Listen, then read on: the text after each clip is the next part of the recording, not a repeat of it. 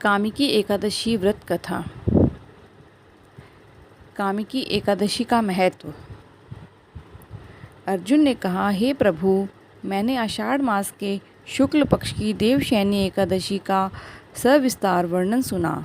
अब आप मुझे श्रावण मास के कृष्ण पक्ष की एकादशी की कथा सुनाने की कृपा करें। इस एकादशी का नाम क्या है, इसकी विधि क्या है, इसमें किस देवता का पूजन होता है, इसका उपवास करने से मनुष्य को किस फल की प्राप्ति होती है। भगवान श्री कृष्ण ने कहा, हे धनुश्रेष्ठ, मैं श्रावण मास की पवित्र एकादशी की कथा सुनाता हूँ। ध्यानपूर्वक श्रवण करो। एक बार इस एकादशी की पावन कथा को भीष्म पितामह ने लोकहित के लिए नारद जी से कहा था। एक समय नारद जी ने कहा, हे पितामह, आज मेरी श्रावण के कृष्ण पक्ष की एकादशी की कथा सुनने की इच्छा है, अतः आप इस एकादशी की व्रत कथा विधान सहित सुनाइए। नारद जी की इच्छा को सुन पितामह भीष्म ने कहा, हे नारद जी, आपने बहुत ही सुंदर प्रस्ताव किया है। अब आप बहुत ध्यानपूर्वक इसे श्रवण कीजिए।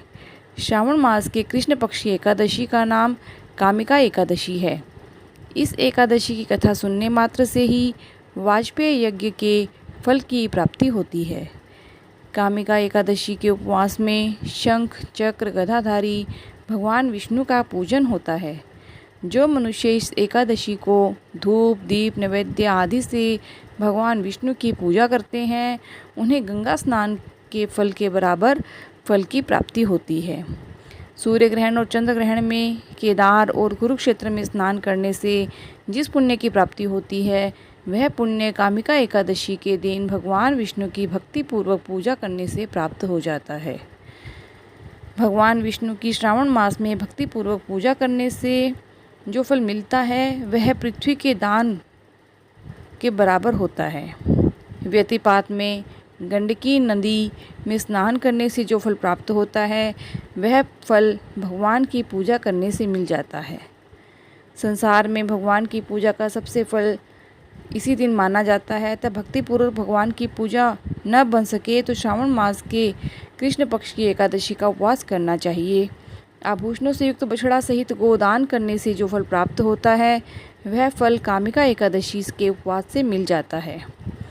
जो उत्तम द्विज श्रावण मास के कृष्ण पक्ष की कामिका एकादशी का उपवास करते हैं तथा भगवान विष्णु का पूजन करते हैं, उनसे सभी देव, नाग, किन्नर, पितृ आदि की पूजा हो जाती है। इसलिए पाप से डरने वाले व्यक्तियों को विधि विधान सहित इस उपवास को करना चाहिए।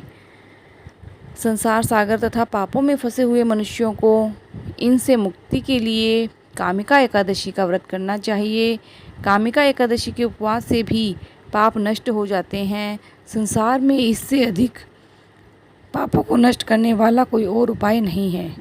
हे नारद जी, स्वयं भगवान ने अपने मुख से कहा है कि मनुष्यों को आध्यात्म विद्या से जो फल प्राप्त होता है, उससे अधिक फल कामिका एकादशी का व्रत करने से मिल जाता है। इस उपवास के करने से मनुष्य को न यमराज के दर्शन होते हैं और न ही नरक के कष्ट भोगने पड़ते हैं। वह स्वर्ग का अधिकारी बन जाता है। जो मनुष्य इस दिन तुलसी दल से भक्तिपूर्वक भगवान विष्णु का पूजन करते हैं, वे इस संसार सागर में रहते हुए भी इस प्रकार अलग रहते हैं जिस प्रकार कमल पुष्प जल से रहता हुआ भी जल से अलग रहता है। तुलसी दल से भगवान श्री हरि का पूजन करने का फल 1 बार स्वर्ण और 4 बार चांदी के दान के फल के बराबर है। भगवान विष्णु रत्न, मोती, मणि आदि आभूषणों की अपेक्षा तुलसी दल से अधिक प्रसन्न होते हैं। जो मनुष्य प्रभु का तुलसी दल से पूजन करते हैं, उनके सभी पाप नष्ट हो जाते हैं। हे नारद जी, मैं भगवान की अति प्रिय श्री तुलसी जी को प्रणाम करता हूँ। तुलसी जी के दर्शन मात्र से भगवान मनुष्य के सभी पाप नष्ट हो जाते हैं और शरीर के स्पर्श मात्र से मनुष्य पवित्र हो जाता है।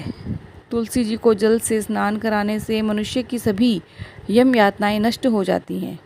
जो मनुष्य तुलसी को भक्तिपूर्वक भगवान के श्री चरण कमलों में अर्पित करता है, उसे मुक्ति मिलती है। इस कामिका एकादशी को रात्रि को जो भी मनुष्य जागरण करते हैं, दीपदान करते हैं, उनके पुण्यों को लिखने में चित्रगुप्त भी असमर्थ है।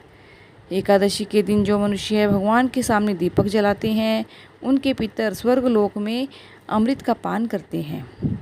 भगवान के सामने जो मनुष्य घी या तेल के दीपक जलाते हैं उनको सूर्यलोक में सहस्त्रों दीपकों का प्रकाश मिलता है।